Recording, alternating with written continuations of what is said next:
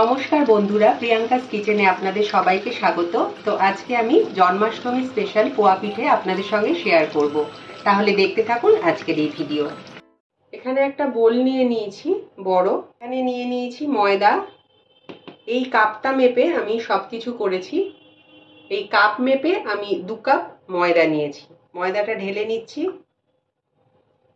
আবার এই সেম কাপেরই নিয়ে নিয়েছি 1 কাপ সুজি। সেম কাপেরই নিয়ে নিয়েছি আমি চিনি 1 কাপ। আর এই 10 টাকার আমুলিয়ার প্যাকেট, এটা আমি দিয়ে দিচ্ছি। এটা আপনারা স্কিপও করতে পারেন, এটা দিলে কি হবে, স্বাদটা একটু বেশি ভালো হবে। দিয়ে দিচ্ছি মৌরি, আমি 1 চামচ নিয়েছি, এটা সুন্দর ফ্লেভার আসে। আর এখানে দিচ্ছি একটুখানি নুন। এবার ভালো করে মিক্স করে নেব। শুকনো অবস্থায় একটু মিক্সড করে নিচ্ছি। সেম কাপেরই 2 কাপ আমি গরম জল করে নিয়েছি, মানে ঈষদুষ্ণ গরম জল, সেইটা আস্তে আস্তে দিয়ে আমি গুলে নেব। ব্যাটারটা আস্তে আস্তে করে গুলবো, আর খুব ভালো করে কিন্তু ফেটাতে হবে ব্যাটারটা। তো ভালো করে আমার ফেটানো হয়ে গেছে। এবারে আমি 15-20 মিনিট ঢাকা দিয়ে রেখে দেব রেস্টে। 20 মিনিট পর ফিরে এলাম, ঢাকাটা তুলে নিচ্ছি। আবার আমি ব্যাটারটাকে ফেটিয়ে নেব বেশ কিছুক্ষণ।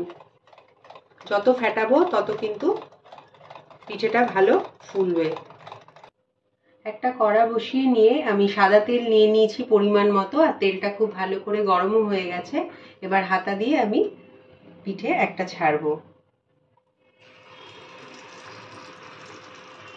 একটু তেল আমি পিঠের গায়ে তুলে তুলে দেব। দেখুন আস্তে আস্তে পিঠেটা ফুলে উঠছে।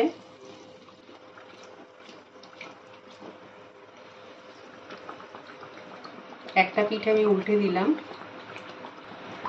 তো উল্টে পাল্টে আমি পোয়া পিঠেটা ভেজে নিয়েছি। দেখুন কি সুন্দর ফুলেছে পিঠেটা। তো এইভাবে আমি সবগুলোই ভেজে নেব।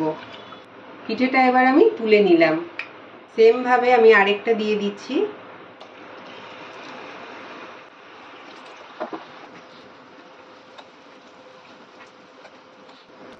একটা সাইড দেখুন ফুলে উঠেছে, আমি উল্টে দিচ্ছি। ওই পিঠটা এবার ভেজে নেব সেম ভাবে। এই পিঠেটাও আমি তুলে নিচ্ছি। এরকম ভাবে আমি সব পিঠেগুলো তৈরি করে নেব। তো বন্ধুরা, তৈরি হয়ে গেছে আমার গরম গরম পোয়া পিঠে। জন্মাষ্টমীতে আমার মতো করে আপনারা তৈরি করে দেবেন শ্রীকৃষ্ণকে। আশা করি বাড়ির সকলেরই ভালো লাগবে। তো এখানেই শেষ করছি, দেখা হচ্ছে নেক্সট ভিডিওতে।